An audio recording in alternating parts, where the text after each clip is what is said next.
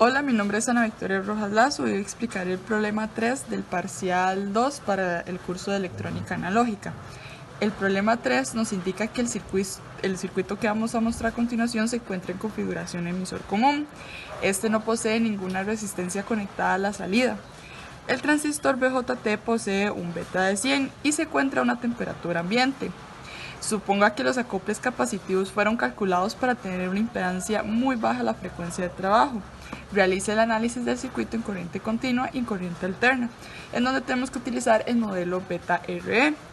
Encuentre los valores del punto de operación del transistor, la impedancia de entrada ZI, la impedancia de salida ZO y la ganancia del circuito AV. Este es el circuito que nos brinda el enunciado. Podemos ver que aquí tenemos un transistor BJT. Debemos de recordar algunas cosas de este transistor. Este tiene 3 terminales, donde tiene el colector, la base y el emisor. En cada una de dichas terminales fluye su respectiva corriente. En medio de la terminal del colector y el emisor tiene una tensión conocida como VCE. También existe una tensión entre las terminales de la base y el emisor, la cual se conoce como el VBE. También debemos de recordar que para que el transistor BJT pueda funcionar correctamente, este debe encontrarse en un punto de operación, el cual se conforma por la tensión entre el colector y el emisor y la corriente que fluye a través de la terminal del colector. También es importante recordar que siempre que tenemos un transistor BJT en un circuito, este siempre va a generar una malla de entrada entre las terminales de la base y el emisor y una malla de salida entre el colector y el emisor.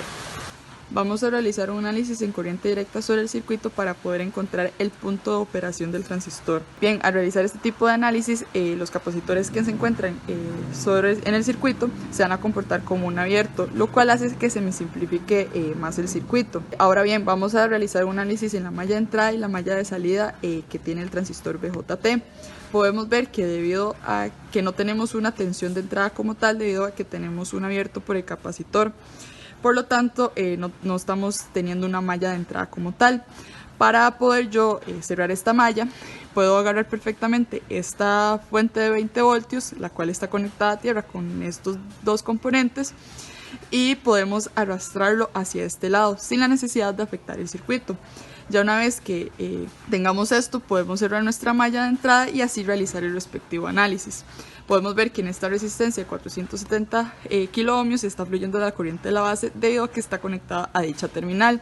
Tenemos también la tensión entre la base y el emisor, la cual corresponde a 0,7 voltios, ya que el circuito se encuentra polarizado. Y tenemos también que la corriente del emisor va a fluir por la corriente de 500 ohmios. Esta corriente del emisor se puede determinar al multiplicar la corriente de la base por el beta, el cual corresponde a 100 más 1. Tenemos una ecuación que está en términos de la corriente de la base. Esta se despeja y se obtiene que es de 37,07 microamperios.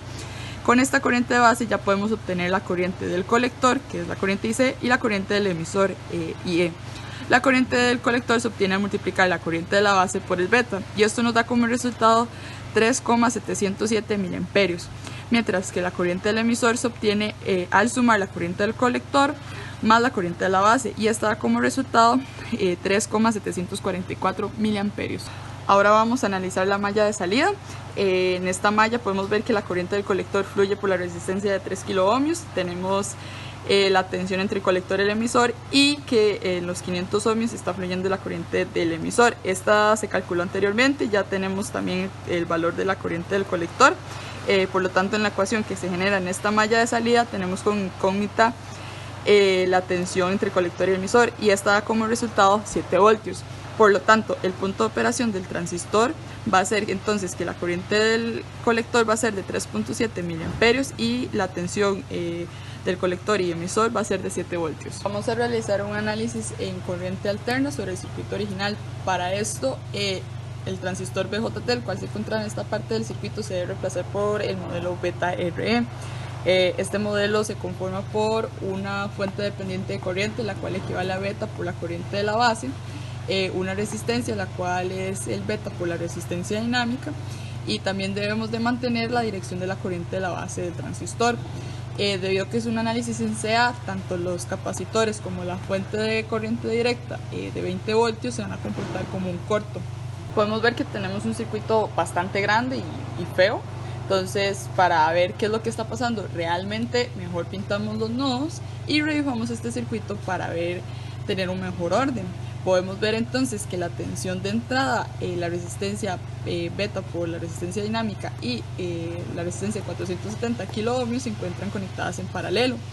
Y la fuente dependiente, la resistencia de 3K ohmios y la tensión de salida se encuentran también conectadas en paralelo, y todos estos componentes están conectados a una misma tierra. Entonces de esto podemos redibujar el circuito de esta manera.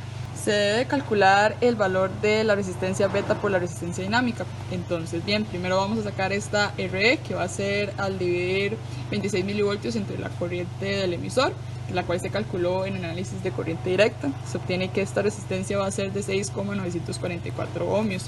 Esta resistencia dinámica, al multiplicarla por el beta, va a ser entonces de 694.4 ohmios. Al redibujar el circuito que teníamos, podemos ver entonces que realmente el circuito se parte en dos, en donde esta parte del circuito se va a comportar de una manera distinta y esta de otra manera.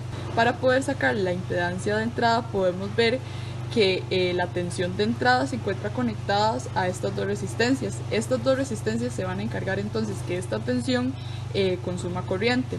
Entonces bien, vamos a sacar el equivalente de estas resistencias que se encuentran en paralelo y se obtiene que entonces la impedancia de entrada va a ser de 693,37 ohmios. Ahora bien, nos vamos a ir donde tenemos la tensión de salida, y podemos ver entonces que la impedancia de salida va a ser de 3 kiloohmios, debido a que es la única resistencia que se encuentra en esta parte del circuito. Para calcular la ganancia del circuito debemos de dividir la tensión de salida entre la tensión de entrada. Esta tensión de entrada se puede calcular al determinar la tensión de la resistencia de 3 kiloohmios, debido a que está en paralelo a dicha tensión, manteniendo la polaridad de esta.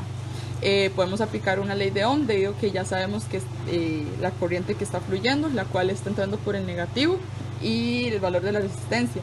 También podemos calcular la tensión de entrada al determinar la tensión de cualquiera de estas dos resistencias, debido a que están conectadas en paralelo a la fuente de tensión. Vamos a agarrar esta resistencia del beta por la resistencia dinámica, debido a que sabemos que por esta resistencia está fluyendo la corriente de la base, la cual conocemos su valor. Por lo tanto, podemos ver entonces que las corrientes de la base se van a cancelar, al igual que los betas, y tenemos que entonces la ganancia va a ser de menos 3 kiloohmios entre la resistencia dinámica, lo cual nos da como resultado menos 432,02. Muchas gracias.